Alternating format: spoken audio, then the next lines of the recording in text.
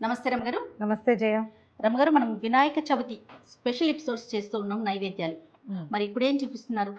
పప్పులో ఉండ్రాళ్ళు చేద్దాం. ఓకే. మామూలుగా ఉండ్రాళ్ళు చేస్తాం, పాలల్లో ఉండ్రాళ్ళు చేసుకుంటాం. మీ బెల్లం తాలికలు, పాల తాలికలు ఎట్లా చేస్తారు అట్లాగే, అంతే. అయితే పెసరపప్పు తోటి ఉండ్రాళ్ళు. ఓకే. అయితే స్టార్ట్ చేసే ముందు మనకి ఈ వీడియోని స్పాన్సర్ చేసిన వారు 49 అంటే సంతానం, 49 అంటే సంతోషం. 49 వాళ్ళు సమర్పిస్తున్నారు రమగారు మనకి ఈ వీడియోస్ని సంతాన సంతోషాల కోసం, సంతోషాల కోసం. 49ని ఉపయోగించుకోండి ఖచ్చితంగా బట్టి, అవసరాన్ని బట్టి. అంతే. రైట్. ఇప్పుడు చెప్పండి. 1/2 కప్పు పెసరపప్పు. ఈ పెసరపప్పుని శుభ్రంగా కడిగేసి 1కి 2 నీళ్ళు పోసి, ఒక 1/2 కప్ అయితే కప్పు నీళ్ళు పోసి కుక్కర్లో పెట్టి చక్కగా 2-3 విజిల్స్ వచ్చేదాకా ఉడికిచ్చేసేయండి. ఉడికించిన పప్పుని మెదిపి పక్కన పెట్టుకోండి. ఒక కప్పు బియ్య పిండిని ఉండ్రాళ్ళ కోసం ఉడికించుకోవాలి. కప్పు బియ్య పిండికి 1.5 కప్పు నీళ్ళు పెట్టుకోవాలి. సరిపోతుంది. దీంట్లో ఏంటంటే మనం మామూలుగా ఉండ్రాళ్ళు ఇవి చేసుకునేటప్పుడు బియ్య పిండితోటి ఒట్టి ఉండలు చేసుకోవచ్చు, కాబట్టి చప్పగా ఉంటాయి. పదార్థం తినడానికి ప్రసాదానికి ప్రసాదంగా ఉంటుంది. అదేమో తీగ ఉంటుంది, చప్పగా ఉంటుంది. అందుకని దీన్ని కూడా కొంచెం తీపి చేయడం కోసం అటు ఇటుగా ఒక 3 స్పూన్ల బెల్లాన్ని కనుక ఇందులో వేసేస్తే బెల్లపు నీళ్ళలో ఉండ్రాళ్ళు చేస్తామన్నమాట. 3 స్పూన్లు అనుకో సుమారుగా. ఆ మాత్రం బెల్లం. కొంచెం బెల్లం శుభ్రంగా లేకపోతే మాత్రం వడపోసుకోండి, బాగుంటే పర్వాలేదు. ఇవి మనకు ఉండ్రాళ్ళు తెల్లగా కావాలంటే పంచదార కూడా వేసుకోవచ్చు, చాయిస్ మందే. కొంచెం నాకు బెల్లం వేస్తే బాగుంటుందని అనిపిస్తుంది. దీన్ని కరగనిద్దాం. ఉండ్రాయి కూడా తీయగా ఉండటం కోసం మామూలుగా మనం రవ్వ ఉండ్రాళ్ళు చేసుకుంటాం, పిండి ఉండ్రాళ్ళు. మా అమ్మ చిన్నప్పుడు ఏం చేసేవారంటే, మాకు ఉండ్రాళ్ళు అంటే అసలు చలివిడే, పచ్చి చలివిడి మనం కలుపుతాం కదా, అవే చేసి ఇచ్చేవారు. మా ఇంట్లో అదే ఉండేది. తర్వాత క్రమంగా మా అత్తవారింట్లో ఈ కుడుములు అవి చేయటం వచ్చింది, దాంతో నేర్చుకున్నాను అనమాట. నేను కొంచెం పాలు పోసి నెయ్యి వేసి పచ్చి బియ్య పిండి వేసి చక్కగా తొక్కేసి చలిమిడిలాగా చేసి పెట్టేవాళ్ళు. అవే ఉండ్రాళ్ళు, పచ్చి ఉండ్రాళ్ళు అంటారు.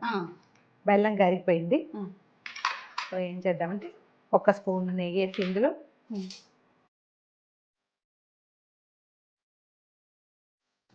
అది కూడా పెట్టేస్తే మనకు కరిగిపోతుంది. ఇందులో నెయ్యి ఎందుకు వేస్తామంటే ఈ పిండి ఉండలు కట్టకుండా చక్కగా వచ్చేయటానికి అనమాట. ఇంక ఇసలు పిండి ఉండలు కడుతుంది, ఆ హైరాన్ ఏం ఉండదు మనకి. అది వాసన చాలా బాగుంటుంది. నెయ్యి పడితే చాలు. నెయ్యి పడితే చాలు. ఈ పిండిని పోసేద్దాం ఇందులో.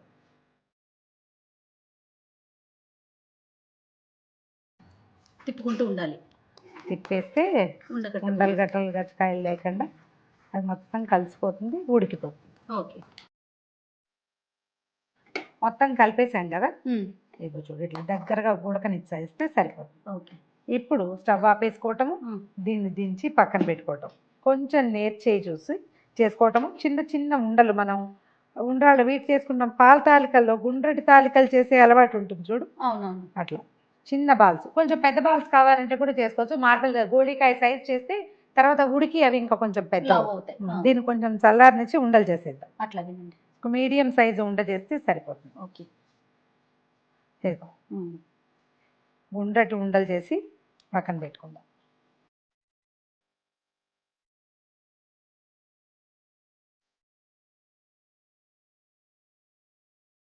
ఈ నెయ్యి వల్ల ఏంటంటే ఉండలు విడిపోకుండా ఉంటాయి, ప్లస్ మన చేతికి అంటదు, సువాసన ఎక్కువగా ఉంటుంది, బాగుంటుంది.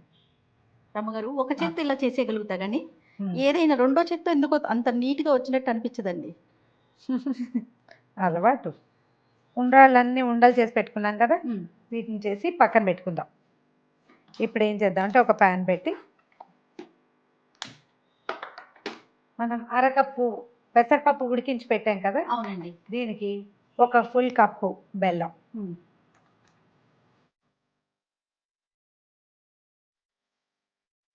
ఈ కప్పుతో కప్పు లేదా 2 కప్పులు నీళ్లు పోసేసేయచ్చు. మనకు బెల్లం కరిగిపోవాలన్నమాట. ఓకే.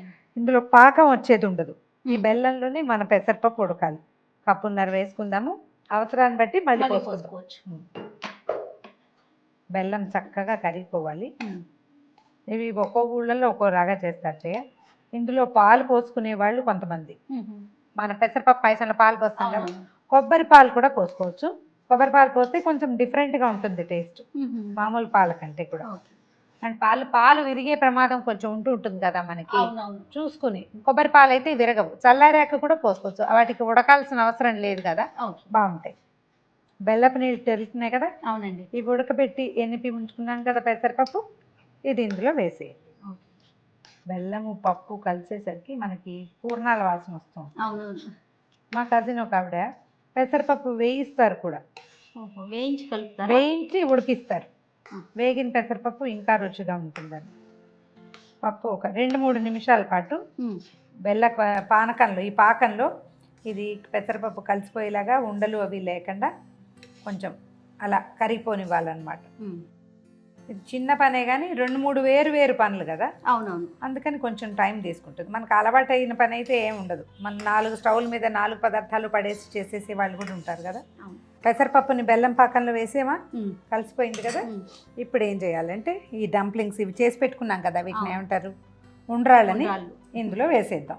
మొత్తం వేసేసేయచ్చు, ఏం కంగారు లేదు, కలిసిపోవు. అంతే. దీన్ని మీడియం ఫ్లేమ్ మీద కాసేపు అలా ఉడకనివ్వాలి. ఉడకనిస్తే ఈ కనపడుతున్న ఉండ్రాళ్ళన్నీ ఉబ్బి ఇట్లా పైకి వస్తాయి. అవి పైకి వచ్చేదాకా పొయ్యి మీద ఉంచటమే. హైలో పెట్టద్దు, పప్పు మాడిపోతుంది. మీడియం ఫ్లేమ్ మీద పెట్టి వదిలిపెట్టేస్తే 8-9 నిమిషాలు, 10 నిమిషాల లోపలే అనుకో అయిపోతుంది. మొత్తం ఒకటొకటి ఉడికి చక్కగా పైకి వచ్చేస్తాయి. మొత్తం పాకం పెసరపప్పు కూడా పాకంతో ఉడికి చిక్కబడుతుంది. ఓకే అండి. దగ్గర పడి పాకం వచ్చేసింది చూసావా, చక్కగా వచ్చేసి. మనం చక్కగా గులాబ్ జామున్ల సైజులో చేసాం కదా. ఈ ఒక ఉండని 4 ఉండలు చేయొచ్చు. మనం స్టూడియోలోనో చకచకాట లుక్ కనిపించడం కోసం చేసాం. ఇవి ఎంత చిన్నవి చేస్తే ఇప్పుడు ఒక స్పూన్ తీసామనుకో 4 బుజ్జి ఉండలు వస్తాయి అనమాట. పాకము అది రెండు పాకం అది కలిపి వస్తాయి. అండ్ బాగా ఎక్కువ స్వీట్ అని కూడా అవుతుంది. మనం కొంచెం కాస్త పెద్దవి చేసేసాము.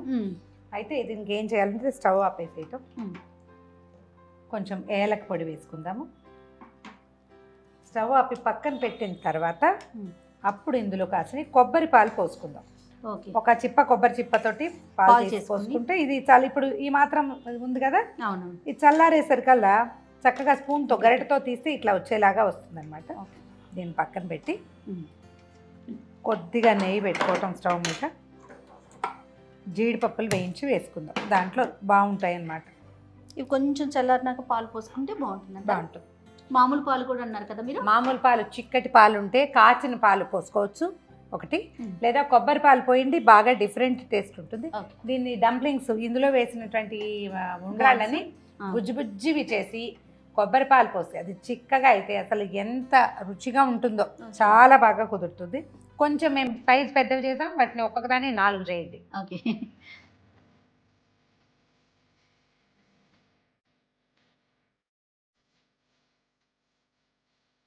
కావాలంటే కిస్మిస్లు కూడా వేసుకోవచ్చు.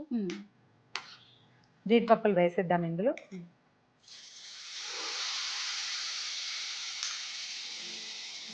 మంచి గుమగుమలాడుతుంది కదా. ఇప్పుడు మనం సిద్ధంగా ఉంచుకున్న కొబ్బరి పాలు పోసేద్దాం. సరిపోతాయి, చూసి పోసుకుంటే సరే. చాలా మంచి రుచి వస్తుంది.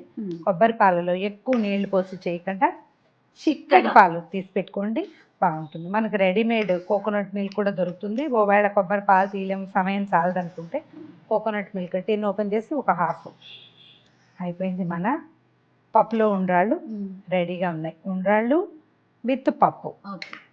మనం తినే స్వీట్నెస్ని దాన్ని బట్టి కొంచెం ఆలోచించుకోవాలన్నమాట. ఎక్కువ ఈసారి చేసాము, కొంచెం తీపి చాలా కావాలి అనుకుంటే ఇంకో కొంచెం బెల్లం పెంచుకోవడం, తక్కువ అనుకుంటే బెల్లం తక్కువ వేసుకోవాలి, అంతే. బౌల్లో పెడదాం.